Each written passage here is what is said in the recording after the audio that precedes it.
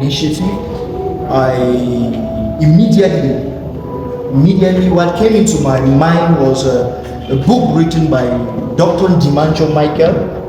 Maybe some of you sitting here might know him. He's always regular on my Media Prime, Mr. Leo Leonard.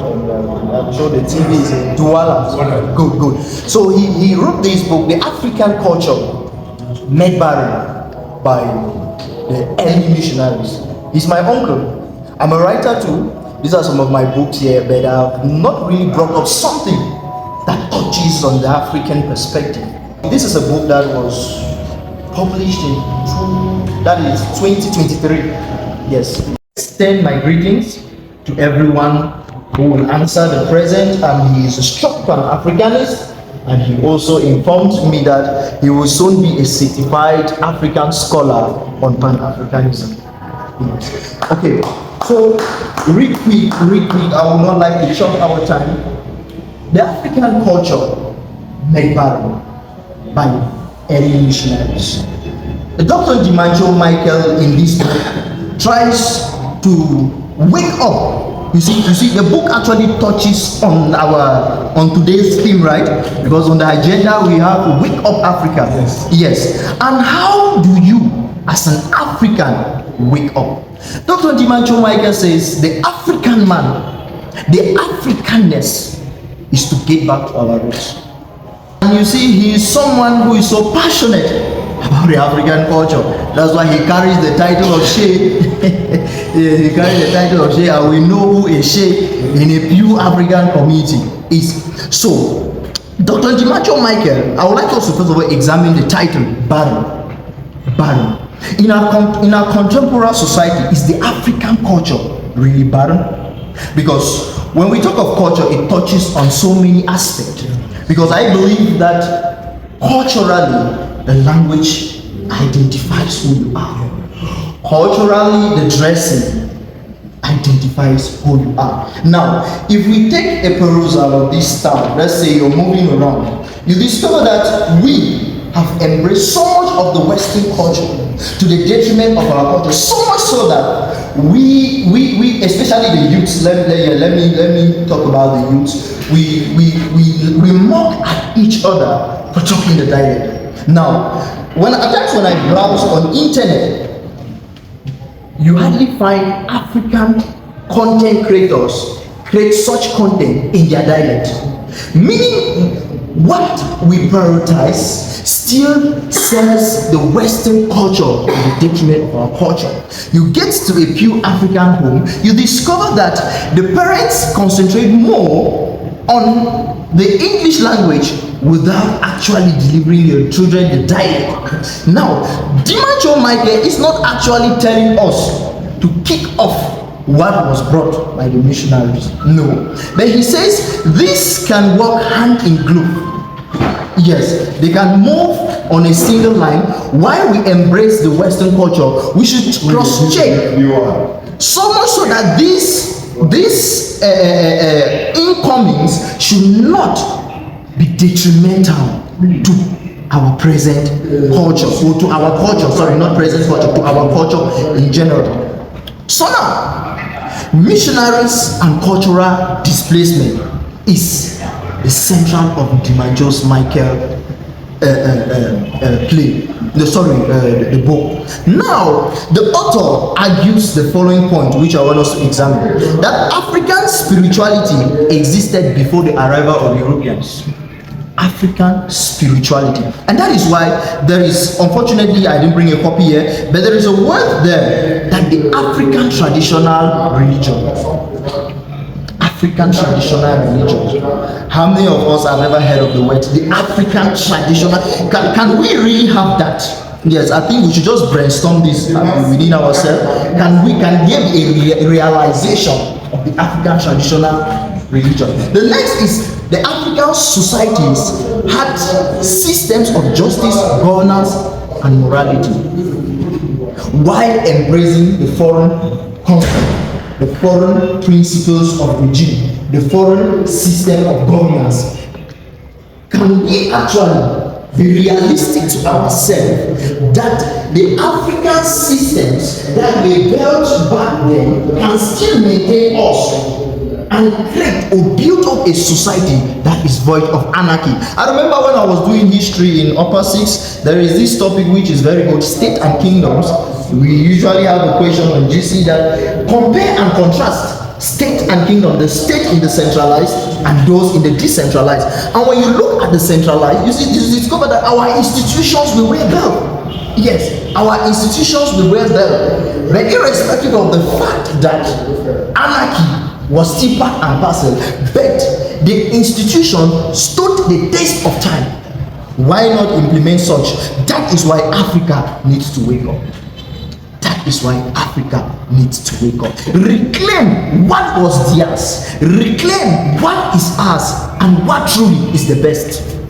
And that is why Africa needs to wake up.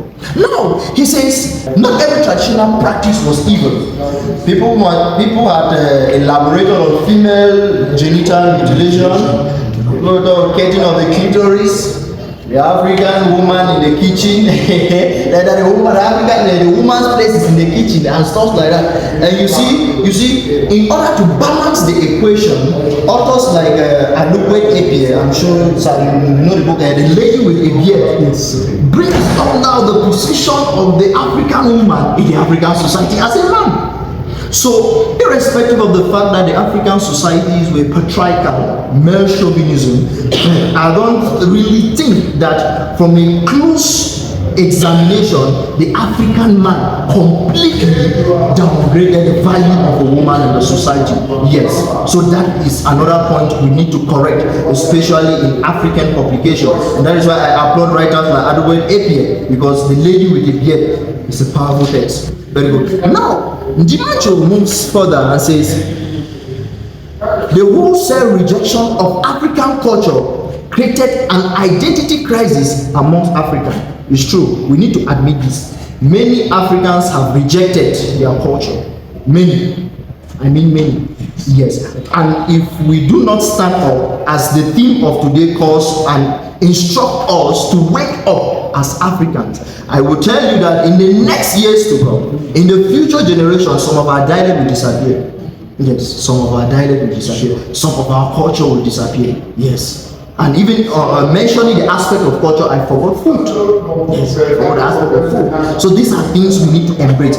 Now, aside that, the African culture made barren as a text gives reference to Bole Butake's play, Lake God, and other places. Maybe some of us, we have been privileged to read. Bole Butake was an emeritus professor of performing art in the University of Yaoundé 1. Now, quickly, I will not get into the nitty-gritties of the text, but let me just give a perusal. Bole Butake in Lake God was inspired by this incident, the Lake Nyos incident, the Lake Nyos disaster. Now, in dramatizing this incident, Butake awakens the conscience of an African man that in Lake God, the elders, some of the people, some of the characters in the text refuses to render sacrifice to the Lake God, leading to a calamity that swept up the entire village. And that is why from the preliminary chapters, the preliminary acts, of the book, we find a narrator lamenting. He laments that even men, women, animals, and everything were swept up because of the wrath of the gods. Now, next this to wake up Africa.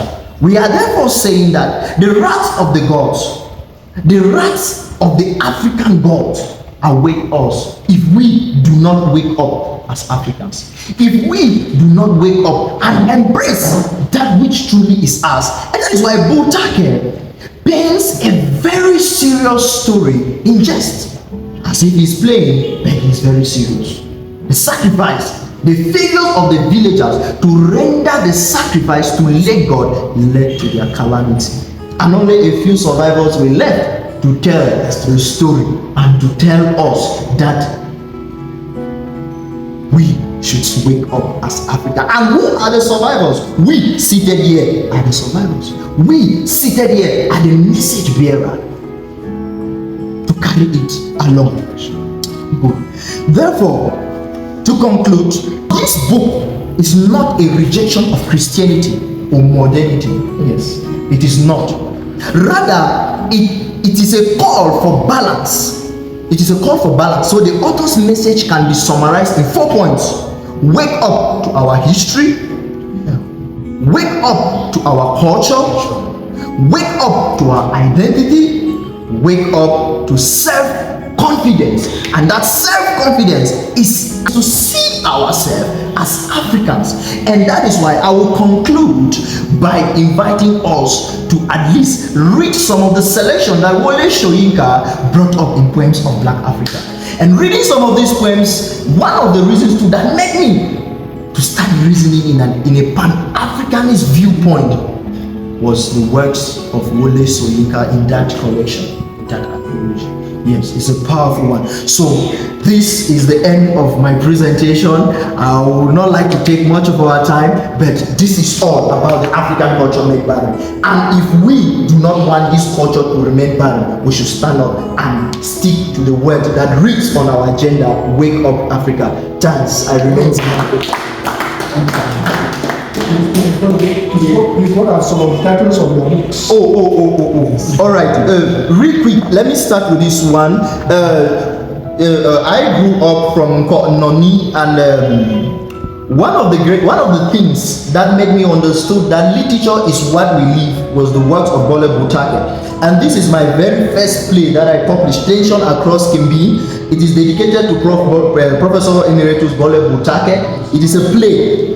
It is a play. So I also took what I lived when I was a child and I painted here. I wrote this when I was in lower 6. I wrote it on pieces of paper, but I was scared to publish it because I was afraid of public criticism. No, there are critics. They read and criticize, but when I met people who read the book, they told me that no, it is good. Why not go for a publication? And there we had this. Yes, I published this in when I was in level 2 or so. Yes, and then back then I was a literature teacher, but when I joined the legal profession, I wanted something that would reflect my background. So I brought up the Judge's Dilemma. So the Judge's Dilemma happens to be one of my most popular book. The book had a review on CRTV. Yes, there was a lot on CRTV and CRTV radio and CRTV television. Yes. So this one I call it a legal literature. It mirrors the legal profession mixed with the storytelling for people to maybe interrelate and understand. So it is not purely a legal text. It's a legal literature. It's also a story. And then here I have the Sacred Leaf. Now the Sacred Leaf is dedicated to the Prof. Fru Angwafo III of the Regional House of Assembly, and that is why in this book you have the intricate carvings that I don't know if you have visited the regional house, you might have seen. Okay, there are some carvings like this. Yes. So I got these images and I dedicated to him because when I entered that house, maybe the painter, the designer, or the artist, yes, who brought out those carvings, he was just doing that out of his personal initiative, but I interpreted it differently and I termed it the Sacred Leaf, a journey of peace in Ababa.